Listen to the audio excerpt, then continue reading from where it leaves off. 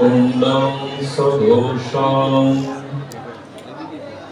নিমজ্জন্ত পয়নন্তং তদীষু তত্ত্বেষু ভক্তবর্জিতং পুনঃপ্রেম তত্ত্বং শতাবৃত্তিবন্ধে। কলিযুগ পাবন অবতার পরম প্রেমময় প্রেম পরতত্ত্ব সীমা নিখিল পরাৎপর ভক্ত বৎসল সরল জীবের আশ্রয় স্বরূপ অকারণ করুণা বরুণালয় কলিযুগ জীবের একমাত্র আশ্রয় গতি শ্রী শ্রী শচীনন্দন নদিয়া বিহারী শ্রী গৌর হরি পতিত উদ্ধারণ পতিত পাবন প্রেম চিন্তামণি দাতা শিরোমণি পরম কারণী পরম দয়াল অক্রোধ পরমানন্দ শ্রী শ্রীল নিতাই চাঁদের মহা অনুকম্পায় শ্রী শ্রী রাধা দামোদরী রহিত কি করুণায় এই ঊর্জাদর শ্রী শ্রী নিয়ম সেবা বা কার্তিক ব্রতের এই ভজন মাসের এই মহা প্রেমানন্দ আর ভজন অমৃত মাসের এই মহা মহেন্দ্রক্ষণে শ্রীমন্দির শ্রীঅঙ্গনে যে ভাগবতীয় ভক্তিযোগ্য অমৃতযোগ্য সুধাযজ্ঞের পরম আয়োজন, সেই পরম আয়োজনে হরিকথা প্রারম্ভে শুভারম্ভে জীবন সর্বস্ব জীবন ধন প্রাতঃস্মরণীয় কর্ম বন্দনীয় সদ্গুরু শ্রী ভগবান শ্রী শিল গুরু মহারাজের রাতুল আতুল পাবন পদার বিন্দে পরার্ধ কোটি দণ্ডবত প্রণতি সম্মুখস্থ ভাগবত আচার্য বৃন্দ মহতি প্রেম অনুরাগী বৈষ্ণবজন সাধুজন মহন্তজন গুণীজন সজ্জনগণ কথা অনুরাগী কথা প্রেমী শ্রদ্ধাশীলা ধর্মশীলা ধর্মমূর্তি দেবী মূর্তি মাতৃশক্তি মাতৃগণ সকল ভক্তচরণে সশ্রদ্ধ দণ্ডবত প্রণতি। রীতি দিক সলীলা নিরানন্দ কুণ্ডের সঘোষম। সঘোষম শব্দের অর্থ হলো যে ভগবান এই লীলা ঘোষ পল্লীতে করছেন এটি নয়। সঘোষম মানে এতদিশ লীলা দ্বারা ভগবান তার ভক্ত বৎসল্য এবং ভগবানের এই যে ব্রজলীলা এটি ঘোষণা করছেন। সঘোষম রীতিদিক এই ব্রজলীলা মাধুর্য লীলা এটি ঘোষণা করছেন, সারা বিশ্ব ব্রহ্মাণ্ডকে দেখাচ্ছেন যে ভক্তি অর্জিত তত্ত্ব শ্রদ্ধা ভক্তি রসের দ্বারা আমি কিভাবে বশীভূত হই সেটি ঘোষণা করছেন। সলীলাভিরানন্দ কুণ্ডে এই ব্রজ বৃন্দাবনে এই অপ্রাকৃত চিন্ময় চিন্তামণি ধামে স্বয়ং ভগবান তার লীলারস ব্যক্ত করে স্বঘোষণা করছেন। দেখো রাধা দামোদর ভক্ত বৎসল কৃপালু, তার ভক্ত বৎসল্যতা কেমন। ব্রজে যশোদা মন্দিরে নন্দ মন্দিরে ব্রজবাসীরা আসতেন এবং তারা ভগবানকে দর্শন করার জন্য আসতেন না। তাদের প্রাণের প্রাণারাম, তাদের নয়নের আনন্দ, তাদের জীবনের জীবন, তাদের আনন্দ বর্ধন গোবিন্দকে দেখতে আসছেন, লালাকে দেখতে আসছেন, ভগবত দর্শনের জন্য না। তারা তো ভগবানই মনে করে না। কৃষ্ণ বলরামকে দুজনকে দেখে তারা কেহ কেউ ইচ্ছা করে বলরামের পক্ষ, কেউ ইচ্ছা করে কৃষ্ণের পক্ষ নিতে। কারণ লীলা একাকী হয় না,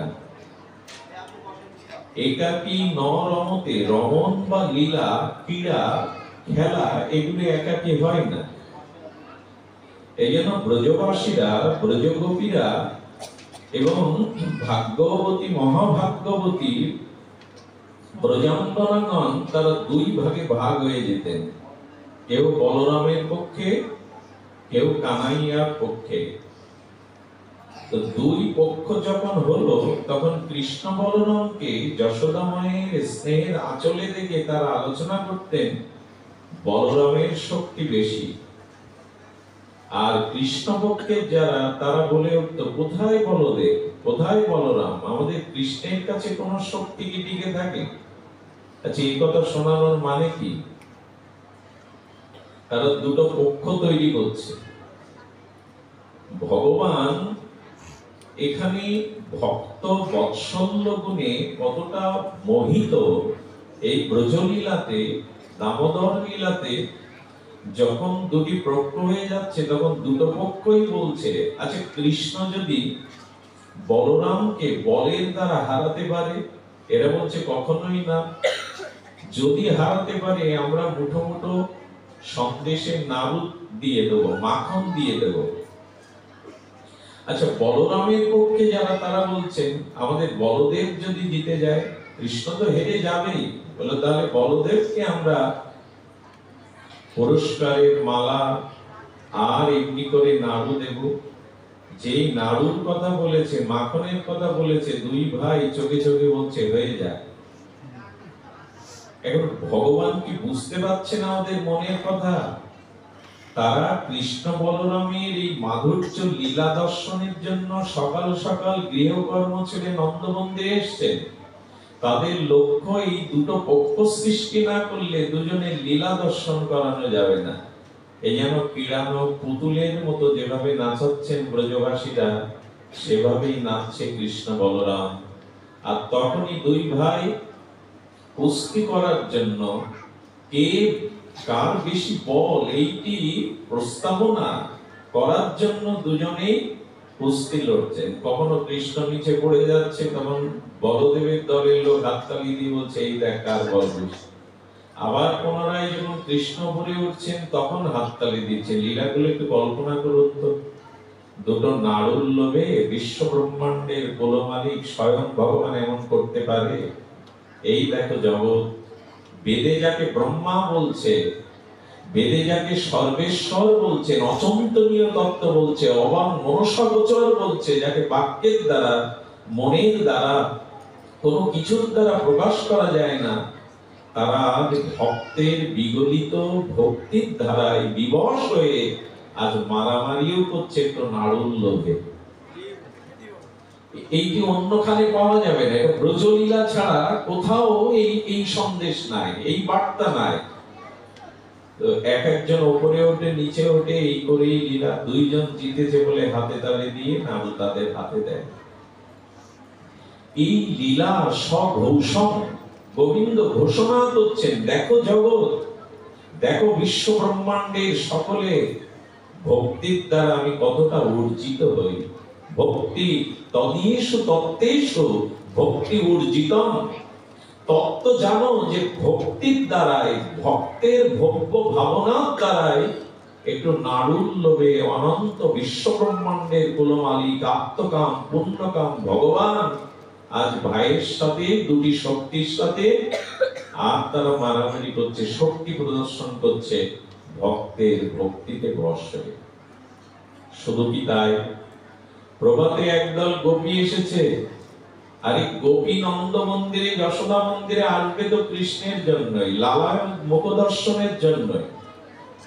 এটা একটা অজুহাত তো চাই। গোবরের ঝুড়ি এনেছে যশোদে মা, এ ভাগ্যবতী কৃষ্ণ জননী যশোদা গেহিনী। যশোদা বলছে সকাল সকাল তোমরা মা কিছু গোময় দরকার, গোবর দরকার। আচ্ছা ব্রজবাসীদের গোবর দরকার তো যশোদা মন্দিরে আসবে, গোবর নাই ওদের বাড়িতে। সুরিজন ধ্যান দিন, কথা না বলে ধ্যান দিন। তো বলছেন মা গোময় লেপন করব বলে তোমার শ্যামলী ধবলী এদের এই গোময় নিতে এসছি। বলে এটা কি আর অনুমতি নিতে হয়? গোশালা থেকে নিয়ে যাও যত পারো। আচ্ছা গোবর কিছুটা তুলেছেন, ঝুড়িটাও মাথায় তুলতে পারেন কিন্তু তুলছে না।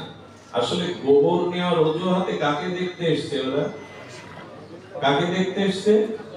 গোপালকে। কিন্তু সেই গোপালের তো সাড়া নেই, এজন্য গোবর ঝুড়ি নিয়েই দাঁড়িয়ে আছে। আচ্ছা অন্তর্যামী ভগবান কি জানে না গোপীরা কেন এসছে? গোবর তাদের প্রয়োজন, গোবিন্দকেই তাদের প্রয়োজন। সুবিজন গোপীরা যখন গোবরের ঝুড়িটা নিয়ে আছে, গোবিন্দ আর ঘুমাতে পারলেন না। এই সকালবেলা শয্যা ছেড়ে আর মায়ের দেওয়া রাত্রের কাজলটা হাত দিয়ে মুছতে গিয়ে মুখটা অদ্ভুত রকমের সৌন্দর্য প্রকাশ হয়েছে। সেই কালিগুলো লেপটে গেছে মুখবদনে, কমল বদনে। আর গোপীর পাশে এসে দুটি হাত কোমরে দিয়ে বলছে কি গো গোপী? বলে দেখো কানাই, আমরা এই ঝুড়িটা মাথায় তুলতে পারছি না, তুমি একটু হাত দিয়ে দাও। গোবিন্দ তখন ঠোঁট কেটে বলছেন গোবর ঝুড়ি তুলে দেওয়ার দায়িত্ব আমার। ভগবান কোথায় ঠেকে গেছে দেখুন, ভক্তের ভক্তিতে আজ তিনি বলছেন গোবর ঝুড়ি তুলে দেওয়ার দায়িত্ব আমার। বলে উপকার তো করতেই হয়, আমি তুলতে পারছি না মানে তো তুমিই তুলে দেবে। ভগবানকে এরা কোথায় নামাচ্ছে? ভক্তিতে। আর ভক্তির দ্বারা স্বয়ং সর্বশক্তিমান তত্ত্ব কোথায় নামে একটু দেখুন। কি করেছেন? গোবর ঝুড়ি তুলে দেওয়ার বেলায় গোবিন্দও তো কম যান না। রসবিগ্রহ, রসব্রহ্ম, লীলা বিস্তারের জন্য বলছে গোবর তোমাকে দেব না। আরে ঝুড়ি তোলা দেওয়া পরিমতো গোবর তোমাকে এক বিন্দু দেব না। কেন দেব না? যশোমতী অনুমতি দিয়েছে। বলো মা কি আর গরু চড়াতে যায়? গরু চড়াই তো আমি। বলছে গোবর দেবে না কেন? বলে একটি শর্ত আছে। বলে কি শর্ত? গোপী বলছেন আচ্ছা তোমাকে একটা শর্ত দিচ্ছি, দেখো গোবর দেবে কিনা। এক তাল করে গোবর নেব আর এক মুঠো করে মাখন পাবে, বলো শর্তে রাজি আছো কিনা। ভগবান তখন সহস্যে আগ্রহশীল হয়ে বলছেন এতে রাজি আছি।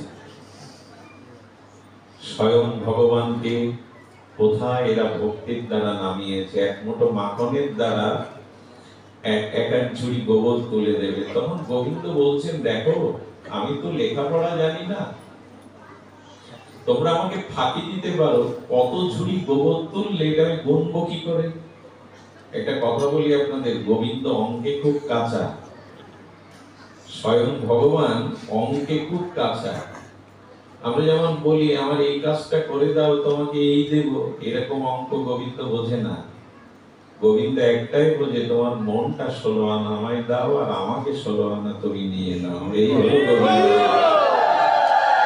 16 আনা মনটা আমায় দাও আর আমাকে নিয়ে নাও।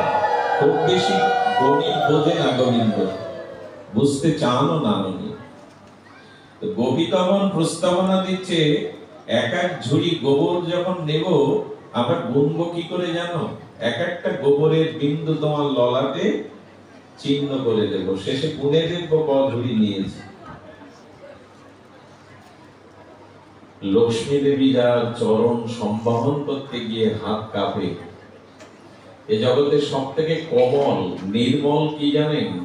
কমল ফুল, মানে পদ্ম ফুল। আর পদ্মের থেকে কমল হলো পদ্মাসনা কমলা দেবী, লক্ষ্মী দেবীর অঙ্গ। ওই জন্য তো তিনি কমলাসনা, কমলের আসনে তাকে বসতে দেন।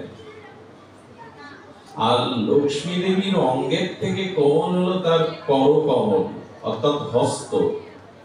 আর লক্ষ্মী দেবীর করকমলের থেকে কোটিগুণ কোমল গোবিন্দের চরণ। এই জন্য ওই লাল লালিমময় গোবিন্দের চরণ কমলে হাত দিতে গিয়ে লক্ষ্মীর হাত কাঁপে। তো সেই শ্রী গোবিন্দের ললাটে চন্দন চর্চিত করে যাকে তিলক করানো হয় তাকে আজ গোবরের বিন্দু দিয়ে গোনা হচ্ছে কঝুড়ি গোবর গোপীমা নিয়ে গেল, আর ওই কটা মুঠো মাখন পাবে। লোভ আমাদের থেকে ভগবানের বেশি, তবে ভক্তের ভক্তি বা প্রেমের প্রতি তার লোভ। শুধুজন তো ভগবানকে গোবরের বিন্দু দিলে সিঙ্গার করলে মানাবে তো? শাস্ত্র বলছেন ওখানে যা দেবে তাই সুন্দর হয়ে যাবে। কবা দয়ালু শরণং ব্রজে, তেমন দয়ালু কে আছে যাকে বিষ দিতে গেলে ধাত্রীগতি মাতৃগতি দিয়ে দেয়। শ্রীকৃষ্ণের ন্যায় এমন প্রেমিক পরম দয়ালু জগতে দ্বিতীয় অদ্বিতীয় দ্বিতীয় পাবেন না, যাকে বিষ দিতে গেলে হত্যা করতে গেলে তাকে বৈকুণ্ঠের মাতৃগতি দিয়ে দেয়। সুধীজন এই জন্য শ্রী ভগবানের ললাটে গোবর দিয়ে যখন বিন্দু বিন্দু দিয়েছে, যশোদা মা দেখে এসে অবাক, কিরে গোপাল এখানে কি করছিস? বলো মাখন দেবে বলেছে, গোবরের ঝুড়ি তুলে দিচ্ছি। তো তোর মুখে বিন্দু বিন্দু এই গোময় কে কে অর্চন করে দিল, কে সিঙ্গার করে দিল? বলো গোপীরা গুনছে, আর আমিও হিসাবি, আমিও গুনছি। আর কয় ঝুড়ি গোবর নিল, আমাকে কয় মুঠো মাখন দেবে। যশোদা মা বুকে ধরে ধরলেন। এখন এই আমাদের ব্রজেন্দ্র নন্দন, যশোদা নন্দন, এই আমাদের রাধা দামোদর, ভক্ত বৎসল রাধা দামোদর। তবে একটি কথা বলি, এ কথা শুনতে হয়তো আমাদের হৃদয় স্পর্শ করবে, কিন্তু আমরা ভগবান কি কি বাঁধতে চেষ্টা করেছি। দেখুন এই মাসটা ভগবানকে বন্ধন বা বাঁধার মাস। এই মাসটি ভগবানকে বন্ধন করার মাস। এই সুযোগটি এই মাসেই ভগবান দিয়েছেন। যথা দামোদর ভক্তবৎসল বিদিত জানা, তাস্যহং তাদিশং মাসং স্বল্পমা পুরকারক।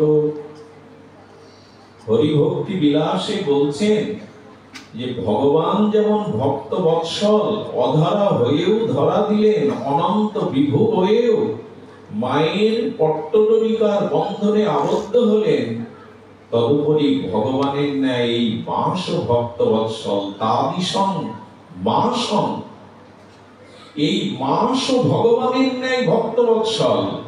এই জন্য এই মাসে যারা সামান্য পরিমাণ রাধা দামোদরের প্রীতি বন্ধনের জন্য এই মাসে নিয়মে ভজনে অনুরাগে রাধা দামোদরকে আনন্দ দিতে চেষ্টা করবে, তিনিও প্রেমের দ্বারা ভক্তির দ্বারা তিনিও রাধা দামোদরকে বন্ধন করতে পারবেন। ভগবান বন্ধন স্বীকার করবার জন্য এই মাসকেও তার মতো কৃপালু করে দিয়েছেন।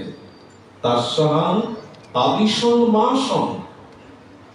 এই জন্য এই মাসে বিনা ব্রতে যেন কেউ অতিবাহিত না করে। অব্রতেন কিবদ্ধস্তু যত দামোদরং মাসং প্রিয়ম তেজ্যজ্জনি মাবপ্রান্তি সর্বধর্ম বহিষ্কৃত। আমাদের আচার্যগণ বলছেন, খুব ধ্যান দিয়ে শুনুন, এই মাসে বিনা নিয়মে বিনা ভজনে, অল্প করলেও আপনাকে ভজন করতে হবে। যারা এই মাসে বিনা নিয়মে বিনা ভজনে এই মাসটি অতিবাহিত করলো, ঘোর বর্তব্যয় তির্যজ্জনি মাবপ্রান্তি, তারা মনুষ্য জন্মের অধিকার হারিয়ে বলবে। তির্যজ্জনিতে পশুকুলে তাদের জন্মাতে হবে। ভয় দেখানো কথা না, এটা শাস্ত্রের অব্যর্থ। এই শাস্ত্রের মর্মার্থ এটি। শাস্ত্র নিরপেক্ষ হওয়া। শাস্ত্র কাউকে ভয় দেখাবার জন্য এই কথা বলেনি, কারো প্রশংসার জন্য শাস্ত্রে নয়। শাস্ত্র নিরপেক্ষ হওয়া। শাস্ত্র না মেনে দেখুন আপনার পরিণতি কি হয়। শাস্ত্র মানছি না বলেই আজ আমাদের এই দুর্দশা। এই জন্য শাস্ত্রের বাণী বাণী নয়, প্রতিটি অক্ষর ভগবৎ স্বরূপ। এই জন্য শাস্ত্র লঙ্ঘন করে এই মাসে যারা বিনা ব্রতে, বিনা নিয়মে, বিনা ভজনে অতিবাহিত করবে, সতর্ক করে দিলেন তীর্যর্জনী মবক্রান্তি। তারা তীর্যর্জনী প্রাপ্ত হবে শুধু নয়, সর্ব ধর্ম বহিষ্কৃত হওয়া, সমস্ত ধর্ম থেকে সে বহিষ্কৃত হয়ে যাবে। তাই অনুরোধ করছি, যারা ব্রত একাদশী পূর্ণিমা থেকে শুরু করেননি, কাল থেকে ব্রতের কিঞ্চিত নিয়ম পালন করুন, কিঞ্চিত এই ব্রতকে সম্মান করুন, কিঞ্চিত এই ব্রতকে আনুগত্য নিয়ে সামান্য ভজন করুন। স্বল্পমা পুরকারক, স্বল্প পরিমাণ। গুরু মহারাজ বলছেন এই মাসে অল্প ভজন করলে, অল্প যদি বলি তো বলবো সন্ধ্যায় একটা দ্বীপ জ্বালতে আপনার কষ্ট হবে না। আর এই মাসটা আমিষ আহারটা ত্যাগ করুন, এটা আপনাকে ভোগ লাগাতে হবে না। আপনি আমিষ আহারটা এই মাসের কটা দিন করবেন না, এটা কি কঠিন ভোগ? কঠিন নয়। আর এই মাসে আপনি একটু নিয়ম পূর্বক একটু প্রভাতে যদি স্নান করতে পারেন, এটা শরীর এবং অন্তরের শুদ্ধতা আনবে। আর এই মাসে অবশ্যই একটু বৈষ্ণব সঙ্গে হরিকথা শুনতে হবে। এই সামান্য নিয়ম প্রতিটি নরনারীর পক্ষে পালন করা সম্ভব। সংসারের জন্য মাথার ঘাম পায়ে ফেলছেন, সারাটা জীবন হাড়ভাঙা খাটুনি খাটছেন, ডাক্তার লিভারের সমস্যা হলে বললে অন্ন ছেড়ে দিচ্ছেন, অথচ এই মাসে ভজন না করলে পরিণতি কি হবে সেজন্য আমরা চিন্তা করছি না। শাস্ত্র নামে নেই তো আজ আমাদের এই দশা। এই জন্য এই মাসে সামান্য সামান্য ভজন করুন। স্বল্পমা পুরকারক। দেখুন, আমরাও ভগবানকে বেঁধেছি। আমরা বেঁধেছি বললে ভুল হলো। যশোদা মা স্বয়ং ভগবান নমামি ঈশ্বরাং সচ্চিদানন্দ রূপমকে বেঁধেছেন, আমরাও বেঁধেছি। আমরা বললে ভুল হলো, আমি বেঁধেছি। কি জানেন? আমরা আসক্তি দ্বারা সংসার বেঁধেছি। এই যে ভোগ বাসনা, কামনা বাসনা, একে বেঁধে রেখেছি আসক্তি দ্বারা, মায়ার দ্বারা। ভগবান বললেন এই মাসে আসক্তির দ্বারা যেটা সংসারকে বেঁধেছ, এই মাসটা অন্তত সংসারের সেই আসক্তিটা আমাকে দিয়ে বাঁধো। কতকে আমি দ্রুত বলে গেলাম। আমরা কি বেঁধেছি? ভগবানকে, সংসারকে বেঁধেছি মায়ার দ্বারা, আসক্তির দ্বারা। ভগবান বলেন এই মাসে অন্তত ওই সংসারের আসক্তির দ্বারা যা সংসার বন্ধন করেছো, ওই আশিক্তটুকু আমাকে দিয়ে আমাকে বাঁধো, ভজনের দ্বারা বাঁধো। এই জন্য ভগবান স্বঘোষণ নিমজ্জন্তম পয়মন্তম, তিনি এমনি করে যেন রস সাগরে, লীলার সাগরে ডুবে যাচ্ছেন আর জগৎকে স্বঘোষণ ঘোষণা করছেন। এই দেখো, ভক্তির দ্বারা, ভক্তের ভক্তির দ্বারা আমি কোথায় নেমে এসেছি। দেখো, আমি ভক্তবৎসল, আমি করুণা করে নেমে এসেছি, তোমরাও আমাকে এভাবে আস্বাদন করো। কিন্তু দুঃখের বিষয়, আচ্ছা দেখুন, কোন বীজ আপনি নিয়ে যদি শূন্যস্থানে রেখে দেন, মাটির সাথে, জলের সাথে, বায়ুর সাথে সংযোগ না করেন, সেই বীজ অঙ্কুরিত হবে? একটু কথা বলুন, হবে কি? বীজ নিয়ে যদি মৃত্তিকার সাথে, জলের সাথে, বায়ুর সাথে সংযোগ না করেন, ওই বীজ থেকে কখনো অঙ্কুর উদ্গম হবে না। তেমনি গুরুদেব যে মন্ত্র দিয়েছেন, আমরা যে ভগবানের নাম, শ্রী গুরুদেবের যে কৃপা করে মন্ত্র শক্তি দিয়েছেন, এটা যদি সাধন ভজন না করি, অর্থাৎ মাটির সাথে, জলের সাথে, বায়ুর সাথে যদি সংযোগ না করি, ও যেমন অঙ্কুরিত হবে না, তেমনি ভজন বিনা কখনো প্রেম ভক্তি লাভ হবে না। চাই ভজন, ভজনটা অন্য কিছু নয়। ভজ ধাতু শব্দ নিষ্পন্ন হয়েছে সেবা দ্বারা, যার দ্বারা ভগবান সন্তুষ্ট হয়, ভগবান আনন্দ হয়। এই লীলা আপনারা বহুবার শুনেছেন, তবে একবার উল্লেখ করি।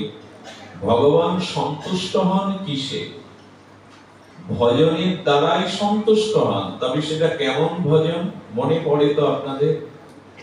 বৃন্দাবনের এক ফল বিক্রিনী বুড়িমা, তিনি শুনেছিলেন নন্দ মন্দিরে গোপাল এসেছে যশোদার কোল আলো করে। তাকে দেখলেই আর ঘরে ফেরার কথা মনে থাকে না, তাকে দেখলেই সংসারের সব ভুল হয়ে যায়। একবার যে নয়ন পানে দৃষ্টি দিয়েছে, তার নয়নে আর অন্য রূপ ধরে না, অন্য রূপ অন্য মাধুর্য তার হৃদয় আর স্পর্শ করে না। কিন্তু আমি তো নিচু কুলে জন্ম নিয়েছি, আমার ছেঁড়া মলিন কাপড়, আমি ফল বিক্রি করে বেড়াই, আমাকে কি দর্শন হবে? আমি নন্দ মন্দিরে প্রবেশ করতে পারবো? আমার কি অধিকার আছে? এই চিন্তা করেন, আর গোপালের রূপমাধুর্য অন্যদের কাছে শুনে লোভ আসে, তবে আমার এই ভাগ্য হবে। আমি আপনাদের এই লীলাগুলি কেন শোনাচ্ছি? এই শ্রবণের দ্বারা আমাদের যেন লোভ আসে, আমিও যদি এমনি করে তাকে ভালোবাসতে পারতাম। আমাদের ভজনটা লোভে। ভগবানকে কেউ যদি কিনে নিতে চাও, তবে লোভের দ্বারা কিনে নাও। রূপ গোস্বামী বলছেন কঠিন কিছু না, আমারও যদি এমন হতো, আমি এমনি করে যদি তাকে ভালোবাসতে পারতাম, এই লোভটা জাগান। লৌল মূল্য মে কলম, রূপ গোস্বামীর কলমে বলছেন লোভ দিয়ে লোভ রূপ মূল্য দিয়ে ভগবানকে কিনে নাও। আরে ভগবান বিক্রির হয়? বলো হ্যাঁ, যদি তাকে আনন্দ সেবা দেওয়ার লোভ তোমার হৃদয়ে জাগে, ওই লোভের দ্বারা ভগবান বিক্রি হয়ে যাবে। লৌল মে কলম, ভগবান বিক্রি হয়ে যাবে তোমার কাছে। একটু লোভ চাই, তাকে কি করে সুখ দেব? সারাটি জীবন তো নিজের দেহের সুখে, সংসারের সুখের জন্য তার কাছে গেলাম, কিন্তু তার সুখের জন্য আমি কতটুকু কি করলাম? তো তার সুখের জন্য এই ফল বিক্রিনী বুড়ি মা, তিনি মনে করেছেন যাই, একবার নন্দ মন্দিরের সামনে যাই। ওখানে গিয়ে কি করেছে জানেন? ওই গোপালের বদনটা তো এখনো দেখেনি, তো মনে মনে গোপালের সৌন্দর্য মাধুর্য বদনটা কল্পনা করতে করতে ওই বাড়ির সামনে, নন্দ মন্দিরের সামনে গিয়ে ফল নেবে গো, ফল, মিষ্টি, আম্র, জামরুল, কিছু কিছু দেব ফল নিয়ে ফেরি করছে। ফল নেবে, জামরুল নেবে, আঙুর নেবে, আম্র ফল নেবে। আর কৃষ্ণের চিন্তা করতে করতে এমন ভাবা আবেশ এসে গেছে, ফলের কথা না বলে গোবিন্দ নেবে, কানাই নেবে, লালা নেবে, এই বলতে শুরু করেছে। একে বলে আবেশ, একে বলে ভাবের আবেশ। ওই যে আম্র নেবে, জামরুল নেবে, আঙুর নেবে, এই বলতে বলতে নন্দ মন্দিরের সামনে মনের আবেশে বলতে বলতে বলেছে গোবিন্দ নেবে, কানাইয়া নেবে, লালা নেবে, আহা, যশোদানন্দন নেবে। ডেকে ডেকে অনেক সময় কারো সাড়া পেল না। বিফল মনোরথে যখন ফিরে আসছে, পদকর্তা বললেন একদিনের ডাকেই কি আর তার দেখা পাবে? একদিনের ব্যাকুলতাই কি তাকে পাবে? আরো ব্যাকুলতা আনো, হৃদয়ে আরো অনুরাগ আনো, ওইটুকুর অপেক্ষা। যারা ভজন পথে এসেছেন, যদি বলেন অনেকে তো তাকে ভজন সাধন করলাম, কিন্তু সাড়া দেননি, সাড়া দেবেন, কিন্তু অনুরাগটা বাকি আছে, সেই উৎকণ্ঠাটা, ব্যাকুলতাটা কিছু বাকি আছে। এখানে একদিনে তিনি দেখা দেবেন, আমি ভজন করছি বলেই তিনি কৃপা করবেন এমন না, উনি অনুরাগটা বাড়িয়ে নিচ্ছেন, ব্যাকুলতাটা বাড়িয়ে নিচ্ছেন। যেদিন ওই পরম ব্যাকুলতায় অনুরাগে তাকে ডাকবেন, সেদিন তিনি সাড়া দেবেন। এইভাবে কতদিন যে কানাই নেবে, গোবিন্দ নেবে, লালা নেবে বলে বাড়ির সামনে যায়, দেখা পায় না। একদিন আসতে আর চোখের জলে ঝরে যাচ্ছে, কানাইয়া আমি যোগ্য নই, আমি নিচু কুলে জন্মেছি, আমার মলিন বস্ত্র, আমি অভাগিনী বলে তুমি আমায় দেখা দেবে না, এই বলে কাঁদছে। আর নন্দ মন্দিরের সামনে বৃক্ষতলে বসে ওই ডেকে যাচ্ছে, ওগো কানাই নেবে, লালা নেবে। যশোদা মায়ের সাথে বসেছিল ব্রজবাসী ভাগ্যবতী কিছু মা, কৃষ্ণ দুগ্ধ পান করছিলেন যশোদার কোলে বসে। আর বুড়িমার এই অনুরাগ চোখের জলে যখন ব্যাকুল হয়েছেন, গোবিন্দ মনে মনে বললেন আজই তোমাকে ধরা দেওয়ার সময় এসেছে। এই ব্যাকুলতাটা, ভজনটা যেন যন্ত্রের মতো না হয়। যন্ত্রের মতো গুরুদেব চার মালা করতে বলেছেন, তো এই কাঁচির মতো টানছি, দড়ির মতো, মন অন্যখানে ঘুরে বেড়াচ্ছে, এরকম ভজনে কাজ হবে না। অনুরাগ চাই, প্রীতি চাই। কি করে বোঝায় বলুন তো? আমাদের পরমহংসদেবের কাছে এক ভক্ত গিয়েছিলেন যে ভগবানকে কিভাবে ডাকলে তবে তিনি নেমে আসেন, পাওয়া যায়। আমরা জানি ধনীর ধনের প্রতি, বিষয়ের প্রতি যে টান, সতী রমণীর স্বামীর প্রতি, পতির প্রতি যে টান, আর বাৎসল্য প্রেমী মায়ের সন্তানের প্রতি যে টান, এই তিনটা একত্রিত করলে যে অনুরাগ হয়, ওই অনুরাগে ডাকলে তবে ভগবান তাকে সাড়া দেয়। আমাদের অভাব শুধু ওই অনুরাগের, ওই প্রীতি। তো গোবিন্দ মায়ের কোল থেকে মায়ের স্তন্যদুগ্ধ পানরত অবস্থায় ছেড়ে চলে আসছেন। যখন গোপাল বাইরে এলেন, 2.5 বছর বয়স, তখন উনি বসন করেননি, কিন্তু যশোদা মা ঝুঁটি বেঁধে দিয়েছে, ওখানে ময়ূরপুচ্ছ লাগিয়ে দিয়েছে, কোমরে রণঝুনু আর হাতে বাজুবন্ধ, চরণে নূপুর। একবার কল্পনা করুন তো, গোবিন্দের দুটো কয়েকটা দাঁত উঠেছে সামনে, ওই অপরূপ শোভাময় হয়ে জগৎ ভুবন ভোলানো রূপমাধুর্য বাৎসল্য রূপে। আর সেই মায়ের কাছে এসে বলছেন, ও বুড়িমা, দাও না আমায় দুটি ফল, দাও না। যেই না তার নয়নের দিকে তাকিয়েছে, তার তৃষিত নয়ন, তার অনুরাগ ভরা হৃদয়ে তার দিকে তাকিয়েছে, জগৎ তার সামনে সরে গেছে। আসলে হৃদয়ে অনুরাগ থাকলে, প্রেম ভক্তি থাকলে ভগবানকে যেরূপ ভাবে দর্শন করা যায়, তাতে জগৎ সরে যায়। জগতের আর কোন রূপ তার নয়ন মনে আর ধরে না। গোবিন্দকে দেখেই তার মুষ্টিত হওয়ার স্বভাব, এত অপরূপ। দেখে নয়ন দিয়ে ঝর্ণার মতো প্রেমাশ্রু ঝরছে। বলে, দাও না বুড়িমা, আমায় একটা ফল দাও। আজ বিশ্বেশ্বর ভগবান মায়ের স্তনপান থেকে বিরত হয়ে আজ বুড়িমার কাছে হাত পেতে ফল চাইছেন। এই দেখো ভক্তি উজ্জিত তত্ত্ব, এই দেখো ভক্তের ভক্তির তত্ত্ব। আজ স্বয়ং বিশ্বব্রহ্মাণ্ডের মালিক হাত পেতেছে। যখনই হাত পেতেছেন, বুড়িমা তখন নয়ন বনে তাকিয়ে বলছে, গোপাল, বুড়ি শব্দটা বাদ দিয়ে একবার মা বলে ডাকতে পারিস না? সব মায়েরই তো মা ডাকে প্রতি একটা দুর্বলতা থাকে। বলছে, বুড়ি মা বাদ দিয়ে মা বলতে পারিস না? গোপাল তাকিয়ে আছে, বলছে, তোমার ইচ্ছা পূর্ণ হওয়ার দিন। আচ্ছা, আমি তোমাকে বুড়ির মা না বলি মাই বললাম, দাও মা একটা ফল দাও। সুধীবৃন্দ, ফলটা যখন দিতে যাচ্ছে, তখন বুড়িমা প্রশ্ন করছে, গোপাল, এভাবে হস্তে ফল দিলে তোমার হাতে কটাই বা ধরবে? আসলে ভগবানের করপল্লব তো তখন ছোট ছোট করপল্লব। তখন বলছেন, আচ্ছা আমি তোমার যদি মুখে তুলে দিই? বলে, তুমি বড় বোকা, আরে মুখে তুলে দিতে গিয়ে এভাবে দাঁড়িয়ে হয় নাকি? বলে, কি করে? বলে, আমাকে কোলে বসাও না। কোলে তো বসতেই চাইছেন তিনি। বুড়িমা তখন চোখে জল ছেড়ে দিয়েছে, আমার মলিন কাপড়, ধুলাবালি মাখা গোপাল, এই কোলে কি তোকে বসানো যায়? বলে, কোলে না বসিয়ে তো আমি নেব না।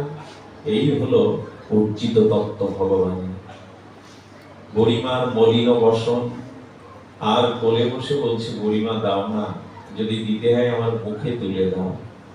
ভগবান সেবা নিতে চায়, আসলে দেওয়ার মতো অনুরাগ। আজও কলার খোসা তিনি খান, খোসার সাথে যদি বিদুরানীর মতো ভক্তিটা মিশিয়ে দিতে পারে। আমাদের ওইটুকুর যা অভাব, সাধন নাই, ভজন নাই, অনুরাগে প্রীতিতে আজ কোলে বসিয়ে ওটা দিচ্ছেন। বুড়িমা তখন একটা প্রশ্ন করে বসেছেন, গোপাল, আচ্ছা তুমি মূল্য কি দেবে? আমি যে তোমায় ফল দিলাম, আমাকে মূল্য কি দেবে? গোপাল তখন বলছেন, মূল্য তো আমি জানি না।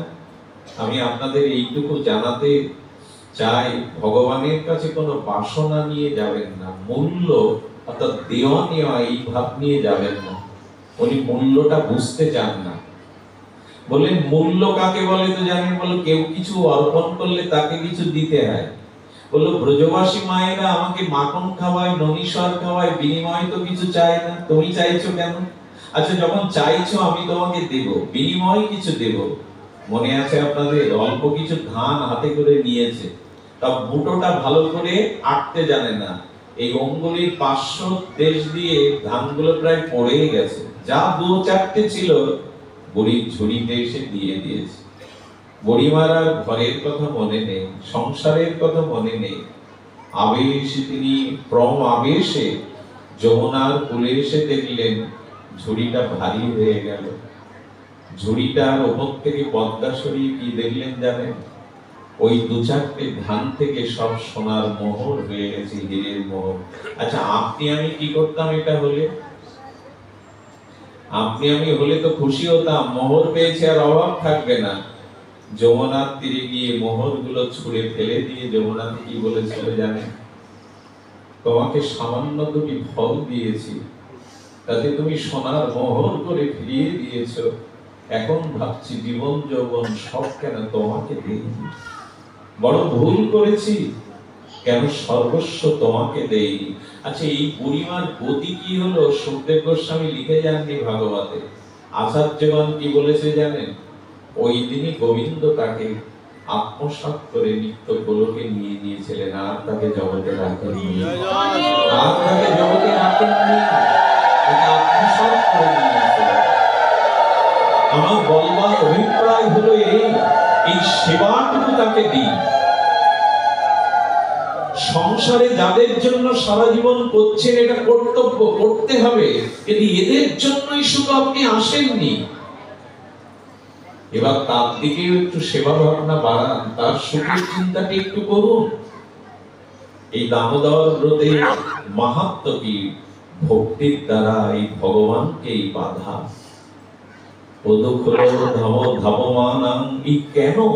কেন তিনি বন্ধন স্বীকার করবেন? এই ভক্তির জন্য। সতীজন আপনারা জানেন,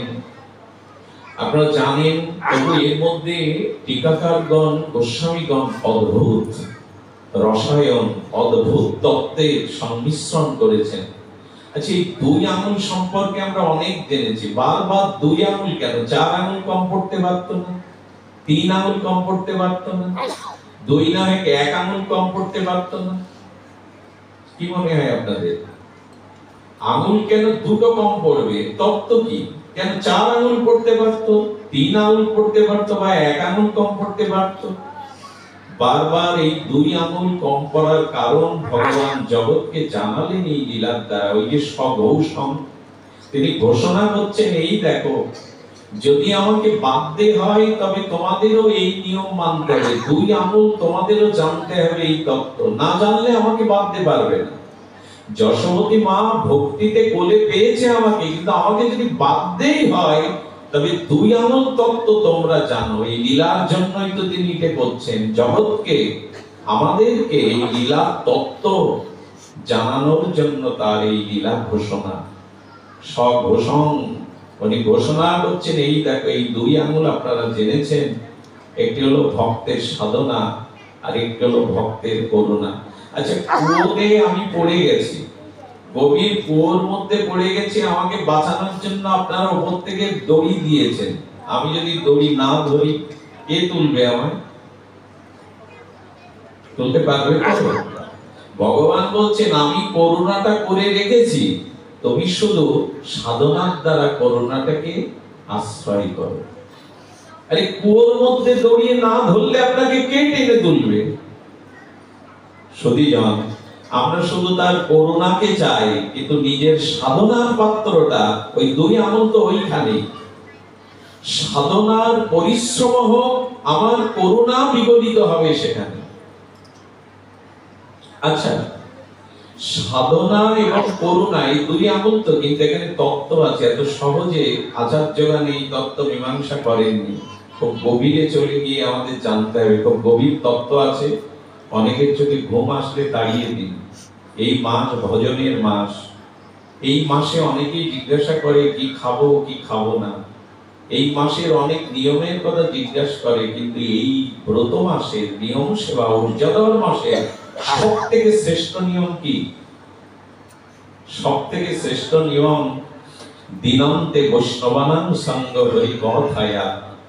এই ব্রতের সর্বশ্রেষ্ঠ নিয়ম হলো দিনন্তে সাধুর সঙ্গে হরি কথা শ্রবণ করা। আপনারা সেই নিয়মটি এখন পালন করছেন। এই ব্রত মাসের অন্য নিয়মের থেকে সর্বশ্রেষ্ঠ নিয়ম হলো এই মাসে বৈষ্ণব সঙ্গে, সাধু সঙ্গে ভগবানের গুণগাথা শ্রবণ করা। আচ্ছা লক্ষ্য করুন, সাধনা এবং করুণা আমরা দুটি আঙুল তত্ত্ব প্রকাশ করলাম, কিন্তু দেখুন আমরা সাধনা কতটুকু করতে পারি, করুণা কিন্তু তিনি করে রেখেছেন। আপনি ভাববেন না যে আপনি সাধনা করবেন তারপরে ভগবানের করুণা নেমে আসবেন। ভগবান করুণাকে সর্বত্র রেখে দিয়েছেন, শুধু সাধনাটা করা চাই আমার। আমি সাধনা করলে তবে করুণা আসবে, না করুণা এসেছে আমার সাধনাটা যোগ করা দরকার? কোনটা বোঝাতে পারছি না। আমি সাধনা করব তারপরে ভগবানের করুণা নামবে এমন নয়, করুণাটা ভগবান করেই রেখেছেন, দরকার শুধু সাধনাটাই যুক্ত হওয়া। বলে কেমন করে রেখেছেন? বলে দেখুন স্বয়ং ভগবান কিভাবে করুণা করেছেন। দেখুন আমি পাপ পুণ্যের দ্বারা এই জগতে এসেছি, আমার জীবনে পূর্ব সংস্কারে পাপ আছে পুণ্য আছে। এই পাপ বা পুণ্যের দেহের মধ্যে ভগবান বলছেন আমি আত্মা রূপে তোমার হৃদয়ে এসে তোমার শরীরটাকে বাঁচিয়ে রেখেছি, ধারণ করেছি। এটা আমার করুণা না? দেখুন আনন্দ যদি বলে কিছু থেকে থাকে, দেহে আনন্দ নাই, আনন্দ প্রিয়তা এটি আছে আত্মায়। এটা আমরা কখন বুঝি? তত্ত্ব কথা একটু ধ্যান দিতে হবে। মানুষ মৃত্যুর পরে সে হোক কোটিপতি, হোক যুবরাজ, হোক সুশ্রী, বিশ্ব সুন্দরী, মৃত্যুর পরে ওই দেহ থেকে আর কেউ কখনো সুখের আশা করে? এটা কথা বলুন। কেন? সেই তার দেহটা আছে তো, রূপটা আছে তো, সেই ব্যক্তিই তো আছে, ওর থেকে আর সুখের আশা না করে তাকে পুড়িয়ে দেওয়ার ব্যবস্থা কেন করে? সুখটা দেহেতে নাই, রূপ যৌবনে নাই, রক্ত মাংসে নাই, সুখ বা প্রিয়তা আত্মাতে আছে। এটা মরে গেলে আমরা বুঝি। এই যে এখন দেখছি না আমরা, এই যে আমরা বেঁচে আছি, সুখটা সম্পর্কে নাই, দেহে নাই, রূপ যৌবনেও নাই। থাকলে মৃত্যুর পরে কোন যুবরাজের কাছে, কোন যুবতী সুন্দরীর কাছে মানুষ সুখের আশা করত, কিন্তু করে না। কারণ তত্ত্ব হলো আত্মা ছাড়া প্রিয়তা বা সুখ অন্যখানে নাই। সাধু সঙ্গ করতে হবে এইটুকু বোঝার জন্য। আমরা সুখ খুঁজি দেহেতে, সুখ খুঁজি সম্পর্কে, যেটা আত্মা ছাড়া প্রিয়তা বা সুখ অন্য বিষয়ে হতে পারে না। আচ্ছা এখন আমাকে জ্যানতে পড়াবেন এরকম ইচ্ছা এখানে কেউ করবেন? আমার শত্রুও করবেন যে তোমাকে জ্যানতে এখন পড়াবো? কিন্তু আমি যদি হরি কথা বলতে বলতে এখানে প্রাণ ত্যাগ করি, তখন ওই অগ্নিতে পোড়ানোই আপনাদের ধর্ম হবে, সংস্কার হবে। এখন এই অবস্থায় আমাকে পোড়ানোর ইচ্ছাটা আপনারা কেউ করবেন না, অতি শত্রু হলেও করবে না, তোমাকে এখন আগুনে পোড়াবো। কিন্তু আমি এখানে মারা গেলে আমাকে পোড়ানোর জন্যই তখন আপনাদের ধর্ম বা সংস্কার হবে, অন্ত্যেষ্টিক্রিয়া। কেন? কারণ বিল্বমঙ্গলের মধ্যে ওটি নাই, আত্মা আছে। আচ্ছা দেহ আত্মাকে ধরে রাখে না, আত্মা দেহকে ধরে রাখে? কোনটা? দেহ যদি আত্মাকে ধরে রাখতে পারত, মৃত্যু নামক অভিশাপ কাল আমাদের কাছে আসতো না। আসলে দেহের ক্ষমতা নেই আত্মাকে ধরে রাখা, আত্মাই কৃপা করে আমার দেহটাকে ধরে রেখেছে। এটাই তার কৃপা। তুমি আমার হবে বলে, ভজন করবে বলে আমি তোমার আত্মা রূপে দেহে তোমার দেহটাকে বাঁচিয়ে রেখেছি, কবে তুমি আমার ভজন করবে বলে। করুণা নামেনি আমাদের কাছে। যে আমার হৃদয়ে রেখে আমার এই শরীরটাকে ধরে রেখেছেন, চেতনা বিবেককে রেখেছেন, যাতে আমি উদ্ধার হতে পারি সৎকর্ম ভজন করে, সারা দিনের মধ্যে তার দিকে একবার তাকার অবসর নেই। তাকালাম সংসারের দিকে, বহু ছেলে মেয়ে, আত্মীয় কুটুম্ব, বন্ধু বান্ধব, অথচ তিনি যে হৃদয়ে রেখে আমাকে বাঁচিয়ে রেখেছেন, তার দিকে তাকাবার অবসর আমার নাই। আমার হিয়ার মাঝে লুকিয়েছিলে, দেখতে তোমায় পাইনি। আমি বাহির পানে চোখ ফেলেছি, হৃদয় পানে চাইনি। এই চাওয়াটার জন্যই হরি কথা।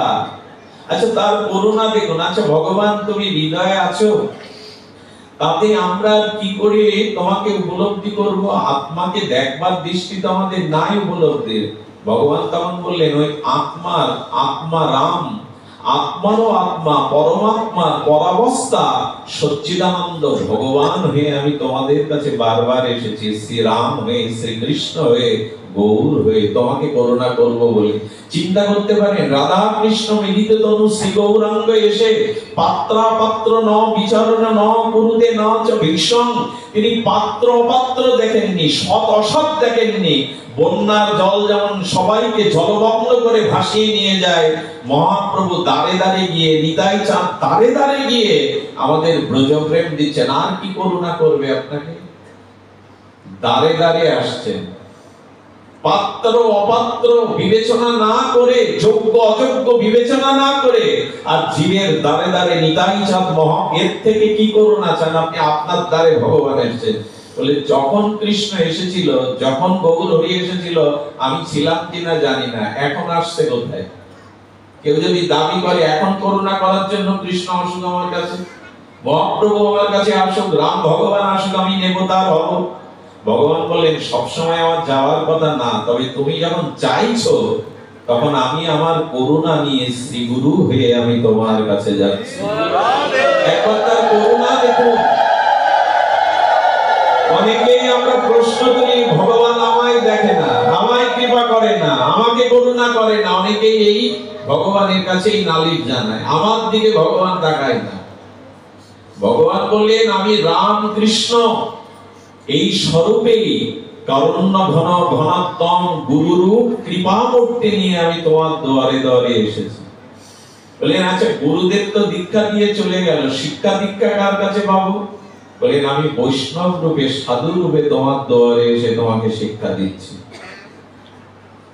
একবার তার করুণার ধারাটা দেখুন, ঝর্ণা যেমন নেমে যায়, এত করুণার ধারা। তারপরে বলছেন প্রভু তোমাকে ঘরে পাবো কি করে? সাধু গুরু বৈষ্ণব তো আর ঘরে রাখতে পারবো না। তখন বললেন আমাকে বিগ্রহ রূপে ঘরে রেখে দাও। আমি পাষাণ না, আমি প্রতিমা না, অভিন্ন ভগবৎ স্বরূপ বিগ্রহ রূপে রেখে দাও। আচ্ছা তারপরেও যদি তোমার না হয়, ভক্তি চাও তো তুলসীকে রাখো, একটু চরণামৃত প্রতিদিন নাও, একটু গীতা ভাগবতের আশ্রয় নাও। এইভাবে করুণা রূপে, বৈষ্ণব রূপে, শাস্ত্র রূপে এভাবে করুণা নেমে এসে, শুধু প্রয়োজন দড়িটা ধরা। আমি কই পড়ে গেছি, তিনি করুণার রশি দিয়েছেন, শুধু দড়িটা ধরা আমার কাজ। এই সাধু সঙ্গ, এই হরি নাম, হরি কথা, এই শ্রবণ কীর্তনটা আঁকড়ে ধরা দরকার। তবেই তার করুণার সাথে সাধনা যুক্ত হয়ে তাকে বাঁধা যাবে ভক্তিতে। এই হলো তত্ত্ব। তিনি কঠিন কিছু নয়, তিনি ধরা দেওয়ার জন্য বারবার নেমে আছেন। কবিগুরু বলেছিলেন তোমার আনন্দ আমার পর, তাই তুমি এসেছো নিচে। আচ্ছা সমুদ্রের যদি তরঙ্গ না থাকে, সমুদ্র দেখাবে ভালো তো? আচ্ছা তরঙ্গ আর জল আলাদা কি কিছু? ঢেউ আর জল কি আলাদা কিছু? সমুদ্রের তরঙ্গ, জলই তো তরঙ্গ রূপ নেয়, তরঙ্গ আর জল কি আলাদা কিছু? তা ভগবান তেমনি বলছেন, ভক্তের দাবি হলো তোমার আনন্দ আমার কাছে, তাই তো তুমি বারবার নিচে এসছো। আমি তো উপরে যাইনি, তুমি বারবার নিচে নেমে এসেছো, কারণ তোমাকে আমাকে মিলনেই আনন্দ, আর কারোর সাথে মিলনে আনন্দ নাই। ওই বর বধূকে যতই লাল কাপড় দিয়ে, লাল সুতো দিয়ে বলুক তোমার হৃদয় আমার হোক, আমার হৃদয় তোমার হোক, হয় না। 2 বছর পর কোর্টে গিয়ে ডিভোর্স দিয়ে দেয়, অত লাল সুতো বেঁধে। আর যদিদাং হৃদয়ং তব তদিদাং হৃদয়ং মম, যতই বলুক আমার এই সংসারে কারোর সাথে মনের মিল হয় না। মনের মিল একমাত্র ভক্ত আর ভগবানের সাথেই হয়। এই যে মিলন, এই মিলনটার জন্যই বারবার করুণা করছেন গীতা, আমি হাত বাড়ালাম করি। মহাপ্রভু কম করুণা করে গেলেন? নিতাই চাঁদের করুণা তো জগৎ বিদিত। পতিত পাষাণ্ডে দুরমতি অতি প্রাণেনা মারিল কারে, হরিনাম দিয়া হৃদয় সদিল যাচি গিয়া ঘরে ঘরে। কে আছে এমন দয়ালু, যেতে যেতে ডেকে ডেকে প্রচুর প্রেম দিচ্ছেন? আমরা বঞ্চিতই রইলাম। আসলে আমরা একরকম, আচ্ছা পৃথিবীতে চক্ষুমান ব্যক্তির সংখ্যা বেশি না অন্ধের সংখ্যা বেশি? হ্যাঁ, অনেকেই কিন্তু আমরা এখানে যারা আছি, যদি 500 বা 1000 লোক হয়, এর মধ্যে অন্ধ 2-4 কেউ খুঁজে পাবেন। কিন্তু বলা হয়, শাস্ত্র বলছে অন্ধের লোকের সংখ্যাই বেশি। একবার সম্রাট আকবর এই প্রশ্নটা বীরবলকে করছে। বীরবল ওনার প্রসিদ্ধ একজন নবরত্নের এক রত্ন, ব্রাহ্মণ বীরবল, ছোটখাটো মানুষটির বুদ্ধি প্রবল। বলছে, বীরবল বলো তো, অন্ধের সংখ্যা বেশি না চক্ষুমান ব্যক্তির সংখ্যা বেশি? বলে, একটু তো সময় দেবেন, আগামীকাল লিস্ট জানাবো। সকালে বীরবল এক জোড়া জুতা মাথায় করে আর একটা জুতা এইভাবে ঘোরাচ্ছে। আচ্ছা, 100 লোক বীরবলের মতো এরকম প্রাজ্ঞ সম্রাট আকবরের সভাতে যিনি রত্ন, তিনি যদি মাথায় জুতো নিয়ে আর একটা জুতো এইভাবে দড়ি দিয়ে ঘোরান, সবাই এসে জিজ্ঞাসা করছে, বীরবল করছোটা কি? বলে, ওনার নাম লেখো। এক ব্যক্তিকে লিখেছে, কাগজ কলম দিয়ে ওনার নাম লেখো। এইভাবে 200-300 লোকের নাম লিখেছে। সারাদিন এই করতে করতে সম্রাট আকবরের কাছে এই খবর পৌঁছে গেছে। আকবর এসে দেখছে, আরে এ তো জুতো মাথায় নিয়ে বীরবল আর এক জুতো ঘোরাচ্ছে। এসে বলছে, বীরবল করছোটা কি? বলে, ওনার নামও লেখো। পরের দিন যখন উত্তর দিতে গেছে, লিস্টিতে সম্রাটের নামই সবার আগে। বলে, আমাকে দেখে তোমার অন্ধ মনে হলো? বলে, অন্ধই তো আপনি। আমি যে কি করছি আপনি যখন জিজ্ঞাসা করছিলেন, জানেন না আমি কি করছি? প্রশ্নই তো করছেন যে করছোটা কি। আমারও বলতে ইচ্ছা করে, বিবেক পেয়ে, বিচার পেয়ে, শ্রেষ্ঠ মনুষ্য জন্ম পেয়ে করছিটা কি? আমরা করার কাজ কিছু করছি তো? এরকম ভেবে বসে থাকবেন না যে আমার পরে শ্রাদ্ধ শান্তি করে আমার উদ্ধার করে দেবে, অত সোজা না। নিজের উদ্ধার নিজে করে যান। আমি আসতে গিয়ে আমাদের ভক্তপ্রভার বিষ্ণুদাকে বলছিলাম, পারলে নিজের শ্রাদ্ধ আগে করে যাবেন, ছেলে মেয়ের প্রতি ভাব রাখবেন না। অর্থাৎ নিজের উদ্ধার কর্মটা আগে করে যান। আমাদের যে ছেলে মেয়ে বর্তমান যুগের, বর্তমান প্রজন্মের, এরা এরপর শীতকালে বাবা মা বললে কষ্ট পাবে। বাবা মরার আর সময় পেল না, কাপড় ভিজে কাপড় নিয়ে থাকা অভ্যাস, জুতো ছাড়া তো চলতে পারে না, মাথার চুল ফেলবে, ও 2 দিন পরে ফেলবে না। আরে এইটুকুই করতে পারে না বাবা মার জন্য, তো উদ্ধার কোথায় করবে? এই উত্তর ভারতে এক বাবার 2 সন্তান, বাবা মারা যায়, তার চিতাভস্যটা, ধ্যান দিন এদিকে, তার চিতাভস্যটা মা রেখে দিয়েছে পাত্রে। 12 কিলোমিটার দূরে গঙ্গা। বড় ছেলেটাকে বলছে, গঙ্গায় বাবার এই চিতাভস্যটা একটু দিয়ে আয় খোকা, তোদেরই দায়িত্ব, আমার দায়িত্ব থাকলে আমি যেতাম। পুত নামক নরক হতে পুত্রই পরিত্রাণ করে, এই জন্য সন্তান কামনা করে, উত্তরসূরি কামনা করে পিতামাতা। বললেন, তোমার ওই ছাই গঙ্গায় দিলে বাবার উদ্ধার হবে, আমি বিশ্বাস করি না। দীর্ঘ 10 বছর কেটে গেছে। ছোট ছেলেটাকে 10 বছর পরে চোখের জলে অনুরোধ করলে রাজি হলো। ছেলেটা গেল, রাত্রে এসে ঘুমিয়েছে। সকালে প্রভাতে মা স্বপ্ন থেকে এসে কাঁদছে, ছোট খোকা এটা করতে পারলি? কি বলছো, কি করেছি? বলে, চিতাভস্যটা গঙ্গায় তুই দিসনি।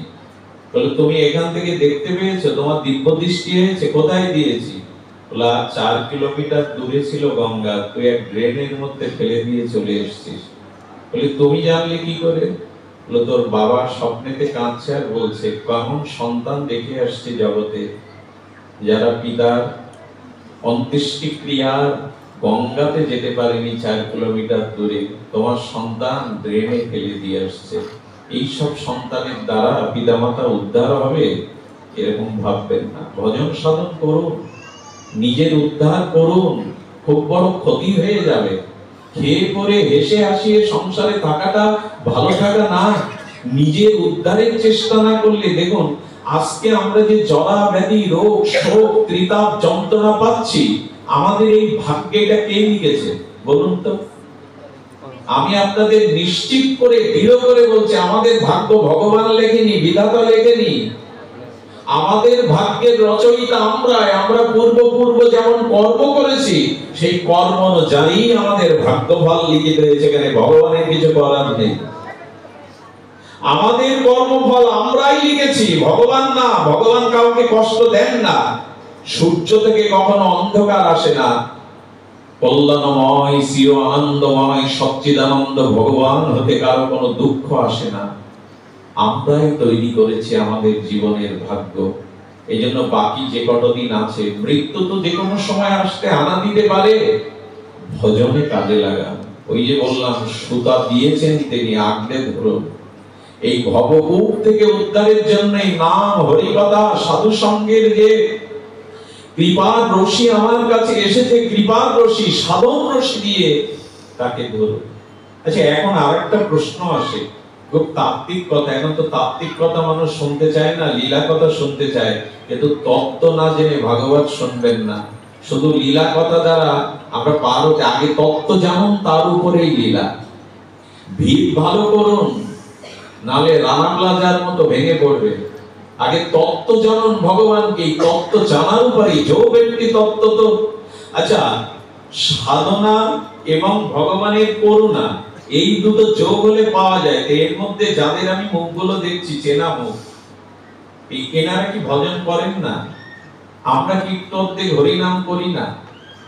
শাস্ত্রে বলছে, দেখুন, আমি খুব মূল্যবান একটি কথা, যেটা আমি কখনো বলিনি, আমি একটি মূল্যবান কথা বলে যাই। এই হরিনামে, ভাগবত কথাতে আমাদের বিশ্বাস পুরোপুরি আসেনি। আসলে কি হতো শুনুন। কেহ যদি ভগবানের নাম নয়, ভগবানের নাম আভাস নেয়, কেউ যদি স্বামী হয়ে স্ত্রী হত্যা করে, স্ত্রী হয়ে পতি হত্যা করে, কেউ যদি পিতামাতা হত্যা করে, কেউ যদি ভ্রূণ হত্যা করে, অর্থাৎ গর্ভে সন্তান এসেছে তাকে নষ্ট করে দেয়, তাকে হত্যা করে দেয়, এটি মহাপাপ বলে গণ্য করা হয়। মদিরা পান করে, এই সব পাপগুলো হরি নামে না, নাম আভাসে সমস্ত পাপ মুক্ত হয়ে যায়। কথাটি প্রতি বিশ্বাস আনুন। নাম আভাসে, যদি বলেন এইসব বুঝিও না আমাদের, আমরা বুঝি, আমরা জ্ঞানী, আমরা শিক্ষিত, না, এক নামাভাসে সমস্ত পাপ ক্ষয় হয়, এই ভাগবত বলছেন। এই বিশ্বাস আমাদের নাই। এর যদি প্রমাণ চান, অজামিলের কাছে চলে যান। হ্যাঁ, পাপ নেই ও করে, ও কি ভগবানকে ডাকলো? ডাকলো নারায়ণ, নাম আভাস। তাদের বিষ্ণুদূত বলল, দেখো, তুমি পাপী ভেবো না, ওই নারায়ণ নাম আভাসে তোমার সমস্ত পাপ চলে গেছে। এখন তুমি এক কাজ করো, ভজন করো, ভজন করে প্রেম লাভ করে ভগবানের সপার্ষদ হয়ে নিত্যরাজ্যে ফিরে যাও। উনি তখন বুঝেছিলেন জীবনের সময় কত মূল্য, কতটা নষ্ট করেছি। এক নারায়ণ পুত্রের নামাভাসে আমার সমস্ত পাপ চলে গেল। এরপরে তিনি গিয়ে ভজন করে প্রেম লাভ করে ভগবানের পার্শ্বদ দেহ লাভ করলেন। এটাকে অবিশ্বাস করবেন? ভাগবতের এই অজামিল উপাখ্যানকে আপনি অবিশ্বাসের দৃষ্টিতে, সন্দেহ দৃষ্টিতে দেখবেন না। আচ্ছা, অজামিলের মতো এত পাপীও যদি নামাভাসে প্রেম পেয়ে যায়, যমের হাত থেকে রক্ষা পায়, তো যারা শ্রদ্ধালু হয়ে ভাগবত কথা শ্রবণ করে তাদের পাপ ক্ষয় হতে দেরি হয়। কিন্তু এই বিশ্বাসটাই আনতে পারছি না, যেগুলো শ্রবণের দ্বারা পাপ দূর হয়। একটা কথা বলি, আজই এই মুহূর্তে অনন্ত জন্মের পাপ ভাগবত বিনষ্ট করে দিয়ে আপনাকে প্রেম দিতে পারে, যদি একটা সত্য মেনে যান এখান থেকে। আমি মন গড়া কল্পিত কোনো সিদ্ধান্ত আপনাদের জানাচ্ছি না। ভাগবত বলছেন এই মুহূর্তে আপনার অনন্ত জন্মের পাপ নিয়ে যাবে, যদি একটা দৃঢ় সংকল্প, সিদ্ধান্ত আপনি এখান থেকে নিয়ে যান। সেই সংকল্পটা হলো, জীবন যায় যাক, এরপর থেকে আমি আর কখনো পাপ কর্ম করব না। দৃঢ়ভাবে এই প্রতিজ্ঞা করে ভাগবত শুনে চলে যান। আর যদি পাপ না করেন, জীবন গেলেও অনন্ত জন্মের পাপ এই মুহূর্তে ভাগবতজি গ্রহণ করে নেবে।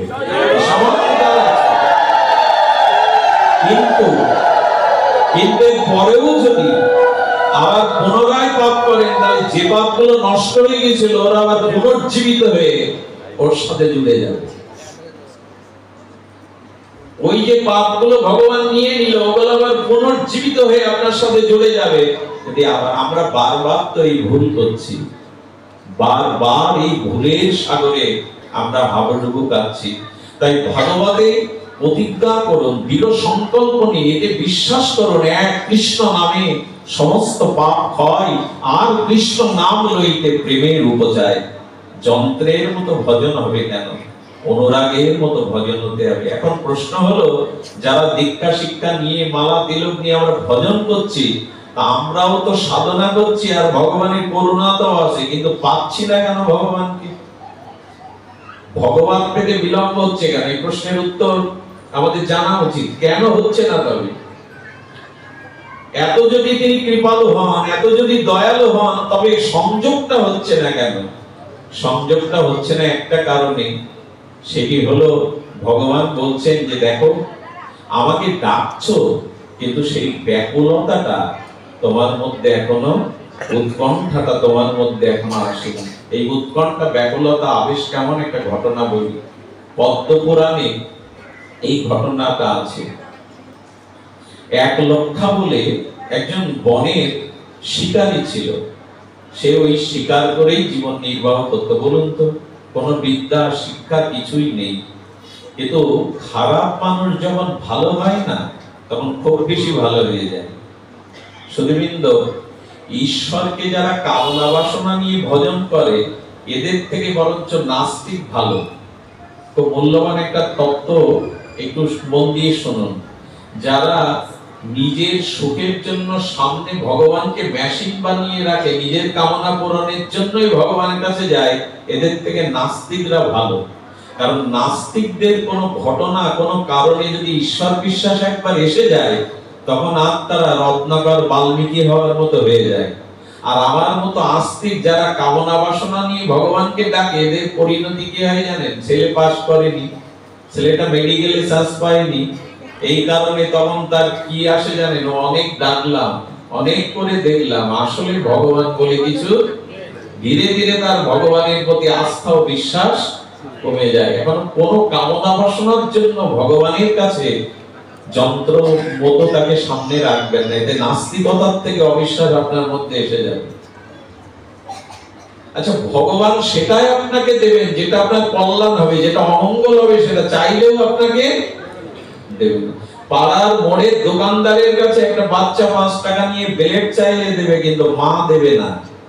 মা জানে এই ধারালো ব্লেড ওর ক্ষতি হতে পারে, কিন্তু দোকানদার টাকা নিয়ে মাল দেওয়ার জন্যই বসেছে, ও দিয়ে দেবে।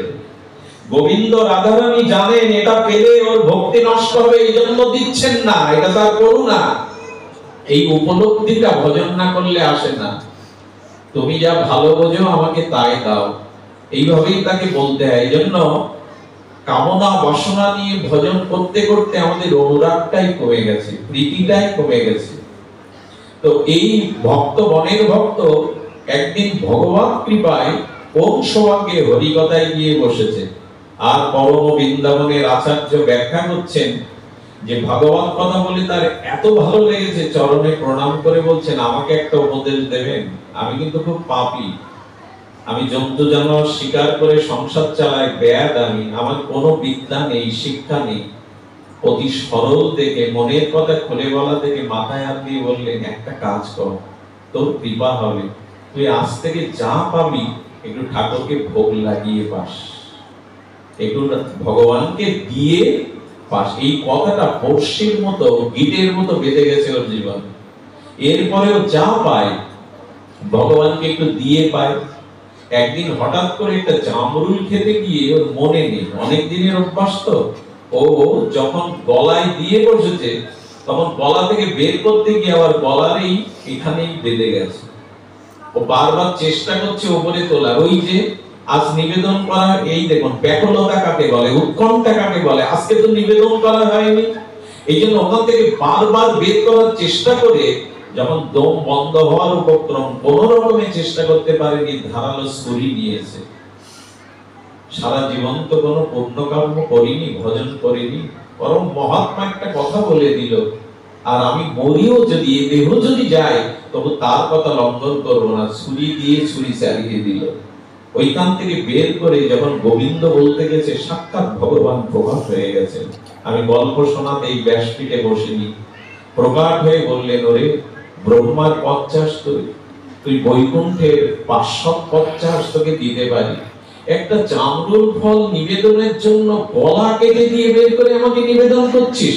আরে তোর মতো ভক্তকে আমি বৈকুণ্ঠের অনুচর করে দিতে পারি,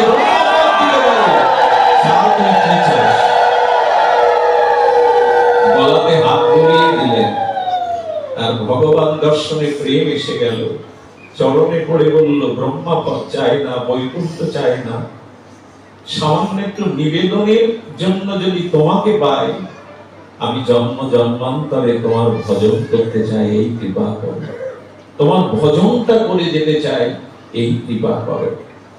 আমি আপনাদের বারবার বলতে চাইছি, ভজন আমরা 10-20 বছর ধরে করছি, কিন্তু ভগবান প্রাপ্তির অন্তরায় ব্যাকুলতা নাই, উৎকণ্ঠা নাই।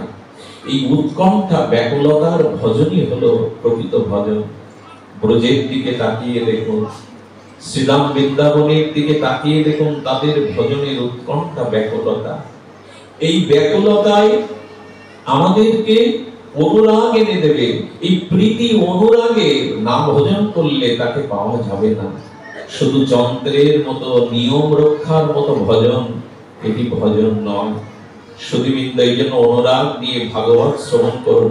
পরীক্ষিত মহারাজ 7 দিনে কৃপা পেল, তার কারণ অনুরাগ এসেছিল। তার হরিকথাতে অনুরাগ এসেছিল।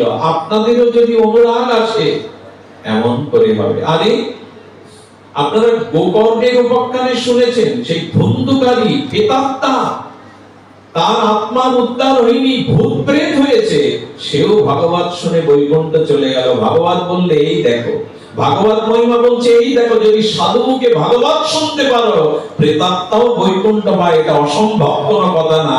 শুধু শ্রদ্ধা চিত্রে মনন করো, ভাগবত শ্রবণ করো। এই শ্রবণাঙ্গ ভক্তির দ্বারাই আমাদের আত্মকল্যাণ, আমাদের পরম কল্যাণ। চাই ব্যাকুলতা, চাই উৎকণ্ঠা। এই জন্য আজকে আমরা যারা কৃপা কৃপা বলছি, কৃপাটা এসেছে, আমি হয়তো সাধনও করছি, কিন্তু সাধনের জন্য ব্যাকুলতা চাই। এই ব্যাকুলতা কি জানেন? আমি বেশি সময় নেব না। অনেক মানুষ বাইরে দাঁড়িয়ে কষ্টও পাচ্ছেন, মনে হচ্ছে তাদের যদি আমার জায়গায় বসাতে পারতাম তবে ধন্য। যারা হরিকথা শোনার জন্য এত ব্যাকুল। একটা কথা বলি, এই 2 ঘন্টা যারা হরিকথাতে সময় দিচ্ছেন, আপনাদের আয়ু থেকে ভগবান এই সময়টা কাটবে না। কোনো না কোনো জন্মে তার সান্নিধ্যে এই সময়টুকু তিনি ফিরিয়ে দেবেন। ভজন কখনো নষ্ট হয় না, ভজন কখনো নষ্ট হয় না। ব্যাকুলতাটা কাকে বলে? এবং ভজনটা 2 প্রকারের। একবার দাও, মা উলুধ্বনি একবার দাও, ভাগবতে একবার করে দেবে। ব্যাকুলতাটা কাকে বলে? দৃষ্টান্তে আচার্যগণ বলছেন, কি বলেছেন? বিড়ালির কথা আর মর্কট বৈরাগ্য হনুমানের কথা। আচ্ছা, আপনারা লক্ষ্য করেছেন, বানরীর বাচ্চাটা বানরী ধরে না, বাচ্চাটাই তার মাকে ধরে। বানর হনুমানের, বানরীর যে বাচ্চা, ওই বাচ্চা কিন্তু মা ধরে না। বানরীর বাচ্চাটা বানরীর বুক পেটে জড়িয়ে ধরে। আর বানরের স্বভাব কি? এখান থেকে শাখা থেকে লাফানো। ওই লাফাতে গিয়ে বাচ্চাটা মাঝে মাঝে পড়ে যায়। যখন পড়ে যায় তখন আর ওকে টেনে তোলে না। তা আমরা যেন এই বানরীর বাচ্চার মতো না হয়। তা আমি ভগবানকে যদি ধরি তো পড়ে যাওয়ার সম্ভাবনা আছে। কিন্তু বিড়ালি কি করে? বিড়ালি যখন বাচ্চা পড়ে তখন কি করে? বাচ্চা বিড়ালিকে ধরে না বিড়ালি তার বাচ্চাকে ধরে? ধাড় মটকে ধরে। যে জায়গায় সে সুখ পাবে ওই জায়গাটায় ওকে রেখে আসে। পড়ে যায় তোমার গাল থেকে, ফেলে না দিলে। এই জন্য ভগবানকে বলুন, আমি ধরতে গিয়ে বারবার ছেড়ে দিয়েছি তোমায়, দয়া করে তুমি আমার হাত দুটো ধরো যাতে পড়ে না যায়। তুমি আমাকে ধরো প্রভু, আমি বারবার ধরতে গিয়ে পড়ে যাই, পারি না, তুমি কৃপা করে আমায় ধরো। আর এই ধরার ভাগ তার হাতে দিয়ে দিন। মনে আছে বিল্লমঙ্গল ঠাকুরের কথা? অন্ধ বিল্লমঙ্গল ব্রজে চলেছে, আর গোবিন্দের গুণমহিমা কীর্তন করতে করতে ব্রজে চলেছে। গোপাল বালক বেশে সামনে এসে বলছে, ব্রজে যাবে তো ডান দিকে কেন হেলছো? ওদিকে খাদ আছে, খাদে পড়ে যাবে। কণ্ঠ শুনে বুঝতে পেরেছে এমন কণ্ঠ তো কোনো শিশুর হতে পারে না। তবে যার উদ্দেশ্যে চলেছি তিনি কি আমার সামনে? উনি ইচ্ছা করে আরো ডাইনে চলে যাচ্ছেন, ইচ্ছা করে আরো ডাইনে চলে যাচ্ছেন। যেই ডাইনে গেছে গোপাল এসে ধরে, করো কি, পড়ে যাবে বলে জড়িয়ে ধরেছে। বিল্লমঙ্গল ঠাকুর তখন বলছেন, আমি ইচ্ছা করে ডান দিকে ঝুঁকেছিলাম, কারণ আমি জানি তোমার পথে যারা চলে তুমি তাদের করতে দাও না, তারা পড়ে যাক এটা চাও না। নমে ভক্ত প্রণশ্যতি আমার ভক্তের বিনাশ নাই।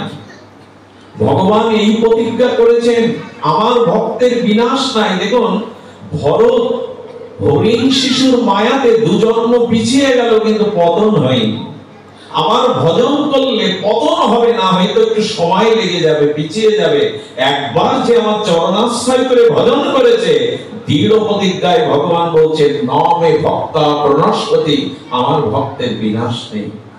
পিছিয়ে যেতে পারে সে, কোন কারণে ভজন শিথিলতায় পিছিয়ে যেতে পারে, কিন্তু বিনাশ কখনো তার হবে না, যেহেতু সে আমার চরণাশ্রয় করেছে। অন্তেও প্রতি জানিহি নমে ভক্তা প্রণস্পতি, ভগবানের খুব দৃঢ় সংকল্প এটা। এই জন্য আপনাদের অনুরোধ করছি, হাত বাড়িয়ে দিন, তুমি ধরো আমায়। বিল্বমঙ্গলকে পড়তে দেয়নি, আজও কোনো ভক্তকে ভগবান পড়তে দেয় না। ভগবান তাকে চিরদিন ধরে রাখে। শুধু ব্যাকুলতা চায়, উৎকণ্ঠা চায়। ব্যাকুলতার ধর্ম কাকে বলে? এই ব্যাকুলতাটার দৃষ্টান্ত দিয়েই পাঠ রাখি। ব্যাকুলতার দুটি দৃষ্টান্ত এসেছে, মার্মিক দৃষ্টান্ত। আমাদের ব্রজমণ্ডলে, আমাদের লীলাস্থলীতে, সেটা অবন্তী নগর, এইখানেই ছিল সন্দীপনী মুনির আশ্রম। কৃষ্ণ বলরাম শ্রী গুরুদেবের কাছে 64 কলা বিদ্যা শিক্ষার জন্য সেখানে ছাত্র হয়েছিলেন। সুধীজন, অনুরাগ দেখুন, কোন অনুরাগী তাকে পাওয়া যায়। এখন যেমন উকিল পাড়া, ডাক্তার পাড়া আছে, ওটা